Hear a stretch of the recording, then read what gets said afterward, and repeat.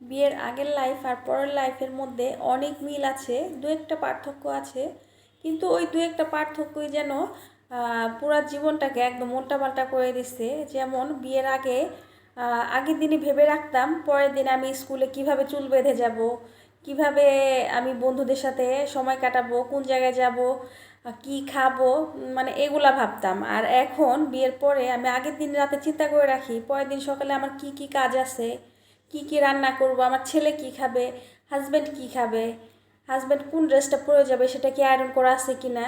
এরকম হয়ে গেছে আর কি। এখনও মানে ভাবি আমরা, কিন্তু নিজেকে নিয়ে না। আগে ভাবতাম নিজেকে নিয়ে, এখন ভাবি নিজের সংসারের লোকজন যারা আছে, নিজের আপনজন যারা আছে তাদের নিয়ে। তো আজকে সকালেই তো আমি রান্না বসিয়ে দিছি, আজকে ছোট মাছ রান্না করব।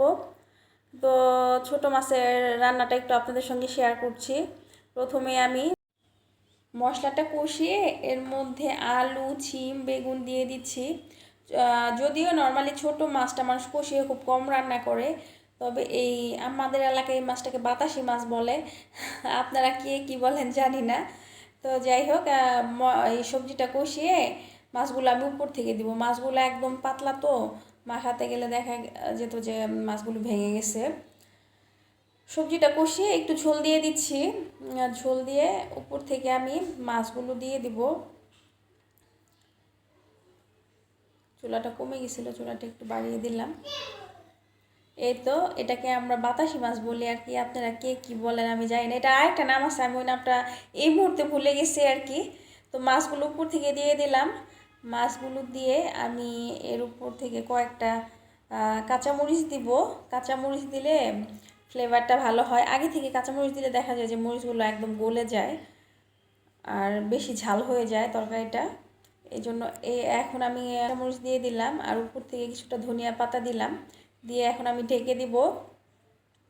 ধনিয়া পাতা তো এক জায়গায় পড়ে গেছে, এই জন্য একটু ছড়িয়ে দিলাম। ছড়িয়ে দিলে দেখা যায় যে পুরো তরকারির মধ্যে যায়। ঢাকনা যেটা দিয়েছিলাম ওটা ছোট হয়ে গেছে, তাই ঢাকনাটা চেঞ্জ করে দিলাম। তরকারিটা এই তো প্রায় হয়ে আসছে। তরকারিটা হয়ে গেলে আমি এটা এখন নামিয়ে নিব।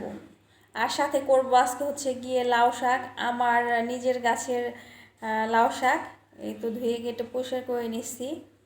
এখন এর সাথে দিচ্ছি কয়েকটা কাঁচামরিচ। আগে এটা ভাপ দিয়ে নেব। কাঁচামরিচ দিয়ে দিয়েছি হচ্ছে সিম।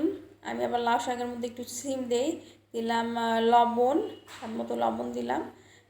আবার একটু কাঁচামরিচ দিলাম, মনে হচ্ছিল যে ঝাল কম হবে। দিয়ে ঢেকে এটা ভাপে বসিয়ে দিছি। আর এখনই তো আমার হয়ে গেছে তরকারিটা। এখন আমি একটু এটা একটা বাটিতে বেড়ে নিচ্ছি। তো আজকে ছোট করে একটু আমার রান্না বান্না শেয়ার করলাম। সকলেই ভালো থাকবেন।